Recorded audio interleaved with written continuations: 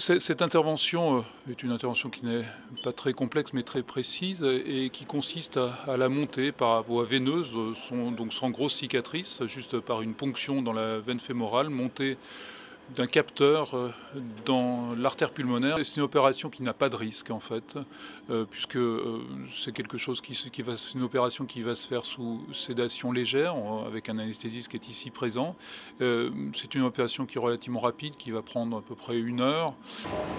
Quand on va mesurer le diamètre de cette artère, qui est une branche de l'artère pulmonaire gauche, et il faut que son diamètre satisfasse à la mise en place de la petite prothèse pour qu'elle ne bouge pas.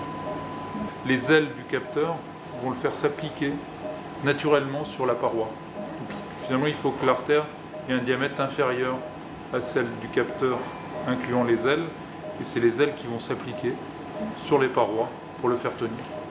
Il faut vraiment que ce soit un travail en collaboration avec des techniciens spécialisés dans la mise en place de ce type d'appareil, et nous, pour qu'on nous confirme que ce soit le bon endroit pour mettre en place. Il faudrait qu'on puisse mettre un guide dans soit celle qui va à gauche, soit la deuxième.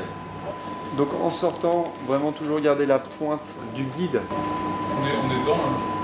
Donc là on va faire l'échange avec le cardiomètre. En fait la petite prothèse qu'on va monter sur ce guide, le guide est dans l'artère pulmonaire. C'est un cheminement complexe parce qu'on passe par la veine fémorale, on remonte dans le cœur droit, cavité droite du cœur, et ensuite on va passer dans l'artère pulmonaire gauche.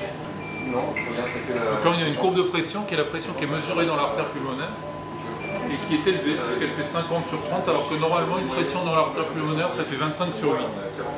Donc il a plus de 2 fois la normale parce qu'il a insuffisance cardiaque.